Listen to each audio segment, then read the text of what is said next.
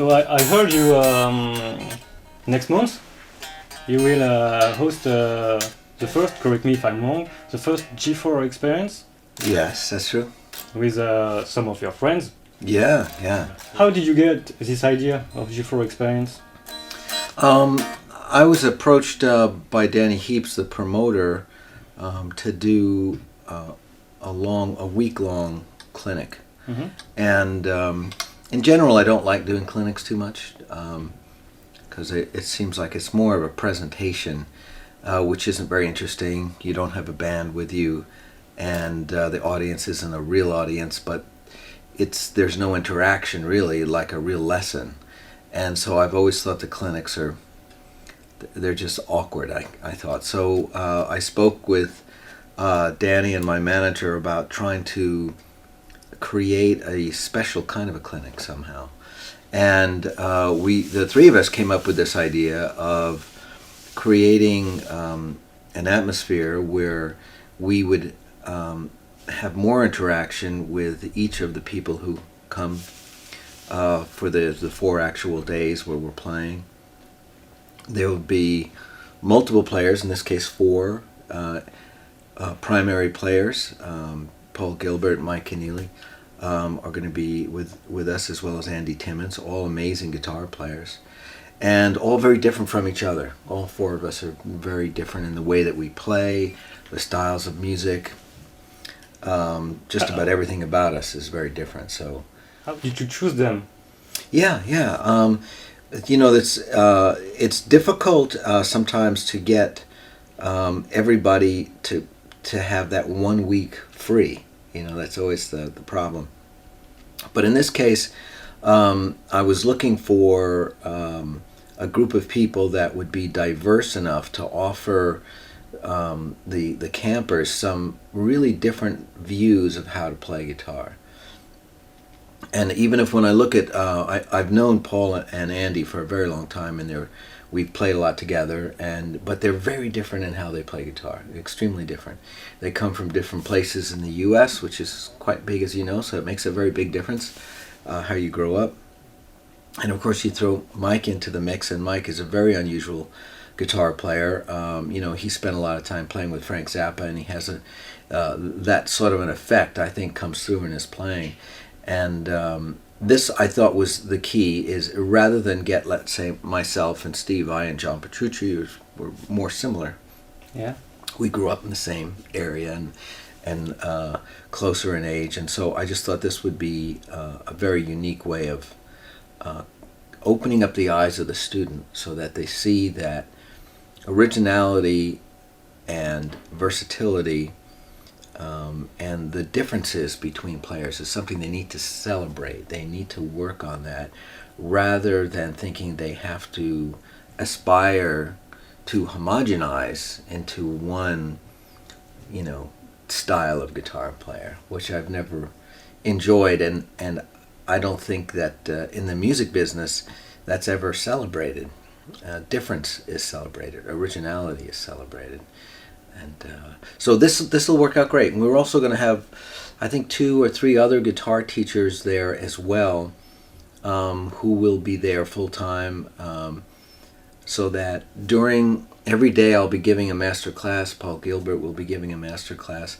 The other guys will be giving classes throughout the day and the evening, and there'll be a lot of playing with all of the students and all of us. And then the G4 concert will come on the last night. And it'll be just like going to see a G4 concert, so that'll be a lot of fun. This experience is an extension of your G3 concept. You started in 1996. Yeah, that's the basic idea, is to create more concert situations where the players from different areas of guitar playing play together.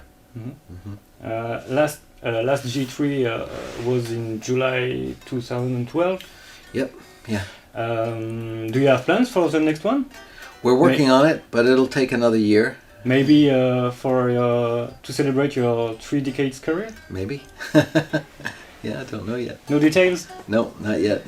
Okay. Besides your solo career, mm-hmm. you worked on a lot of different projects with different artists, different bands, like Alice Cooper, mm-hmm. Blue Oyster Cult, and more recently with Michael, Sammy, and Chad Yeah. as Chicken Foot. Mhm. According to you, what are the main differences between writing and touring as a solo guitar player and doing the same thing within a band? The biggest difference is in the writing, because in my solo situation, I'm writing all of the material. I'm making all of the arrangement decisions, save maybe 5% here or there. So that means I have to do a lot of planning ahead of time. And when the musicians finally show up, I have to present them with a very coherent plan about how we're going to record the music. And a lot of the music is pre-recorded as well in my home studio. So there's the biggest difference right there. With Chickenfoot, we create records together as a four-piece band. We're, if not writing right there on the spot, we're taking a song and everyone is helping to kind of rewrite it on the spot. I think of a song like Soap on a Rope is a song where Sammy had said to me one day that he wanted to do a song where he would sing and we would play, and I came back and I presented Soap on the Rope, which was almost completely finished, and then right on the spot we were thinking we need a second section somehow, and the four of us went out there and we just sort of spontaneously wrote this other section for it and quickly recorded it, and then we were done. So that's kind of like how a lot of things with Chickenfoot are done. It's like, since everybody can write music, everyone has a hand in writing. So you have to be very flexible and be ready to deliver some creativity right on the spot. You have played many times with bands. Several decades ago, the Squares. Mm-hmm. In the early 90s, you played with Deep Purple. Yeah. And how do you feel now being in a band? Is it just like, wow, I'm in my own band now? Or It's an unusual situation because it's not a regular band. It's not like Rave and I with Ollie Brown. They're a band and they're traveling around and they're touring and recording.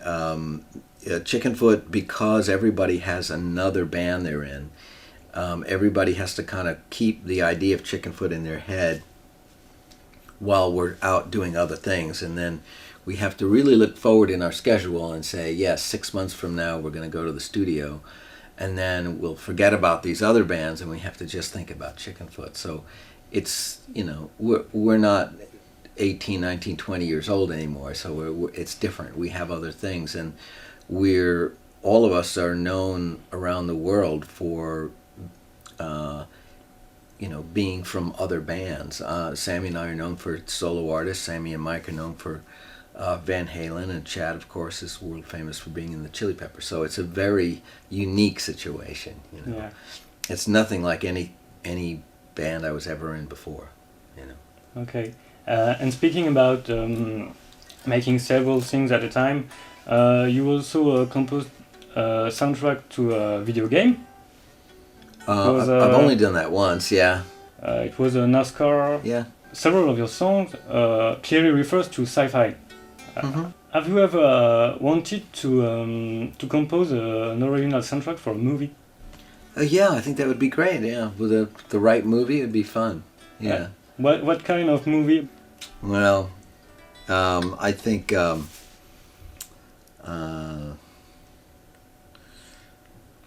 I don't know.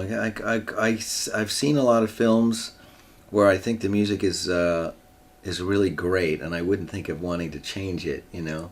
But I always imagine that if there was ever a very moody, independent-looking science fiction film, that would be the one I'd love to start with. What I don't want to do is write music for a film where I have to write cues for people shooting each other or killing each other and all that. So much of the movies is about that, and you have to go bam, da da da da, people are out to get each other, and I just think that's like having a horrible day job. That would spoil the whole music experience for me. So I almost prefer to concentrate on writing music that is free of context. And then if there's a director out there who thinks that they've heard one of my songs and it could be adapted for a film, that makes more sense to me. Okay. But I don't think I really have any interest in doing that sort of cue work. Do you know what I mean? The difference between that. So it's like the director says, he's in the car and he's driving over the mountain. I need action music, Yeah.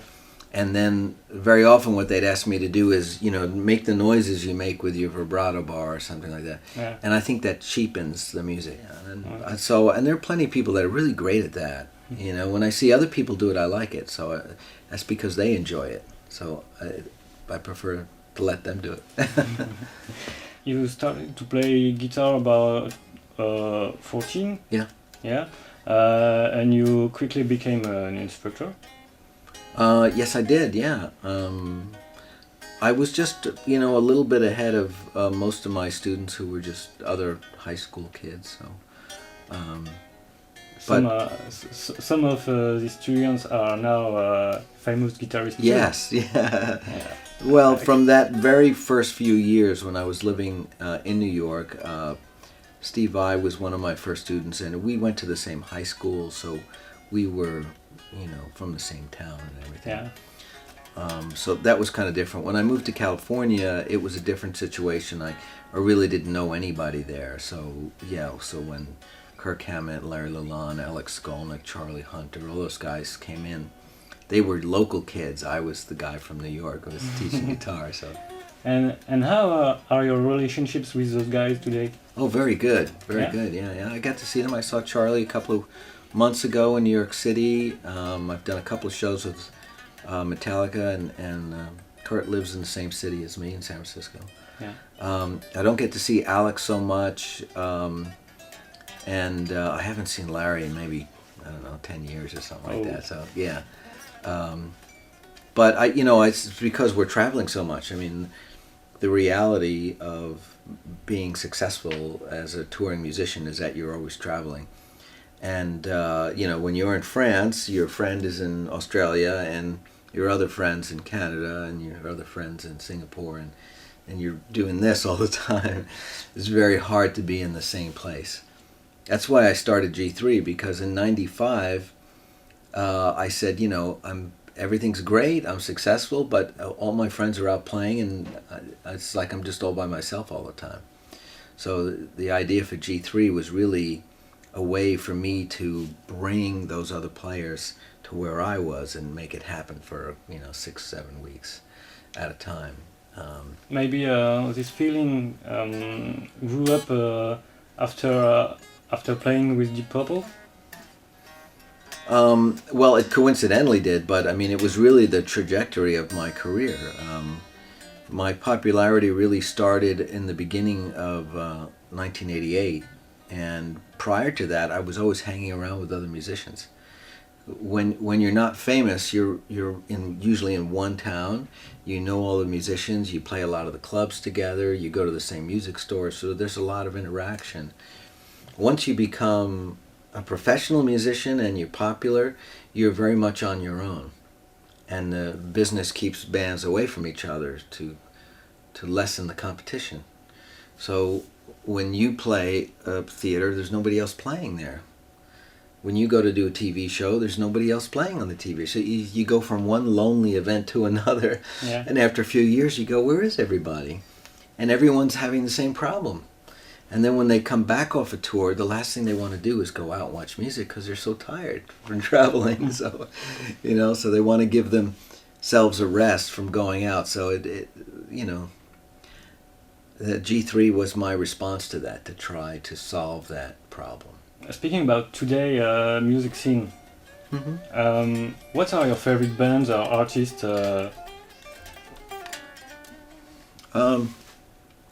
I see, well, it's a funny thing, music goes through so many changes. I remember back in the mid-'70s thinking it was a very strange period when I was working in a disco band. I'd left this heavy rock band. I started to work in a disco band. Very often we were playing the same clubs as punk bands that were starting out in New York City. It was a very unusual time in music. It wasn't a great time, but young people who wanted to play guitar started to think they shouldn't bother learning how to play because there were so many punk bands that were getting a lot of the club shows.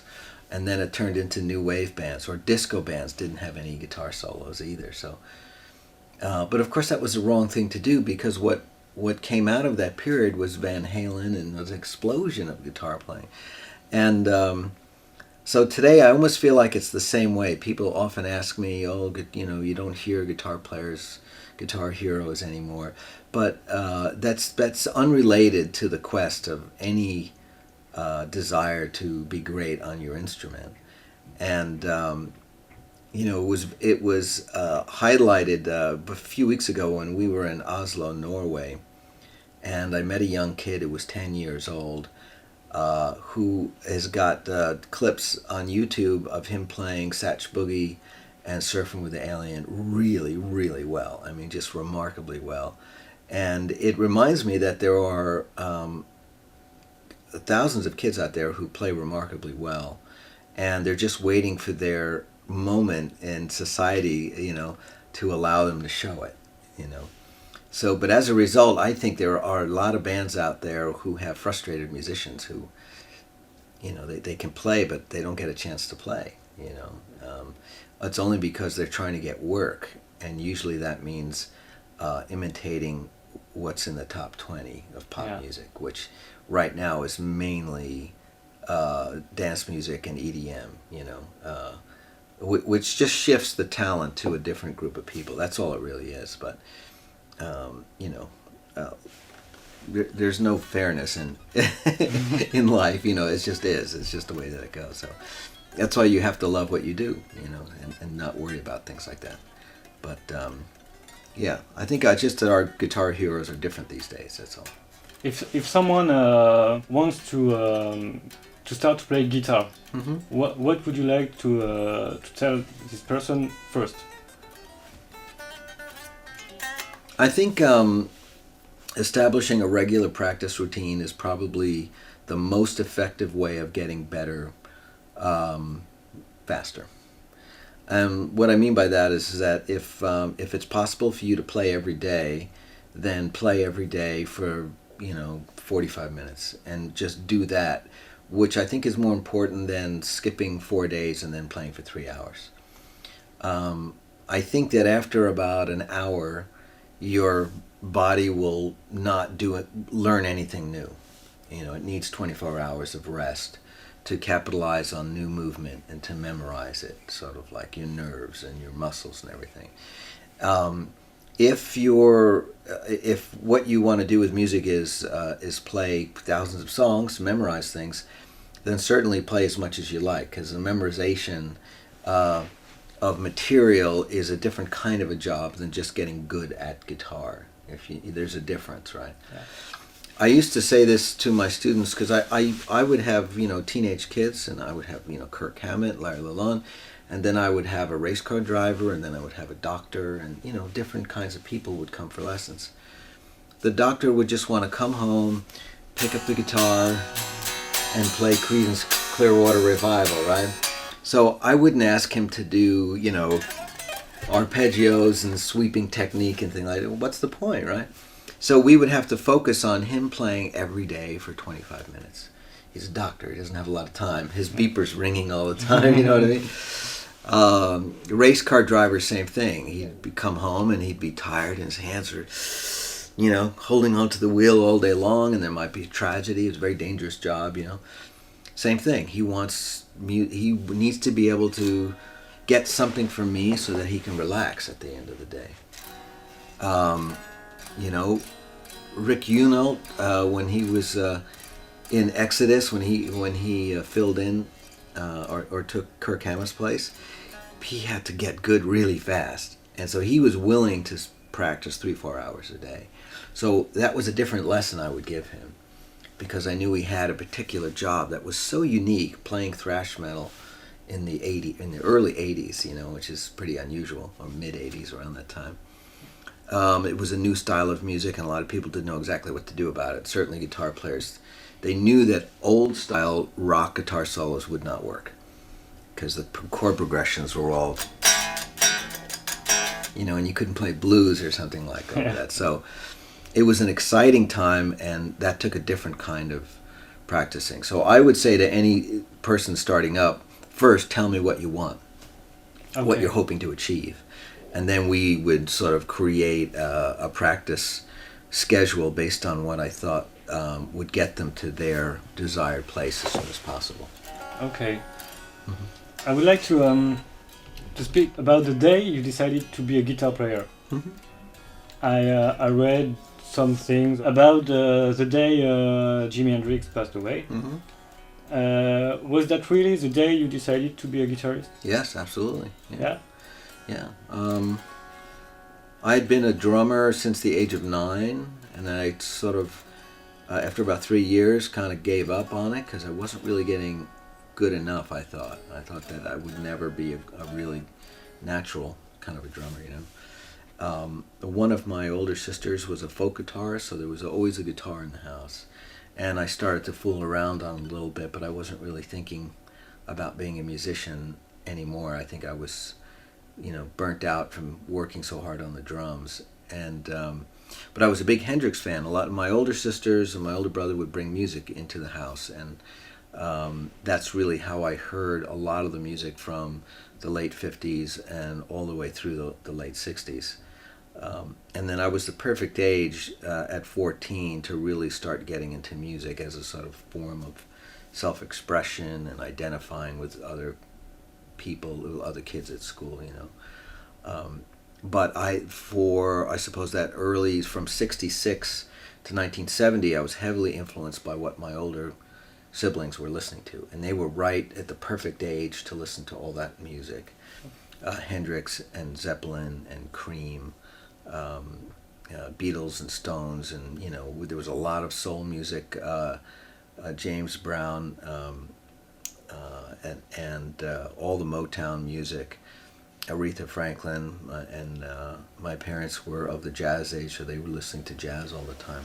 So that was kind of like my background, but yeah, I was still, you know, thinking about sports as being some kind of a career, and I was still at that age where most kids, when you're 14, are pretty much the same size. You know, the guys haven't really shot up to be the guys who are going to be 6'5" or something like that.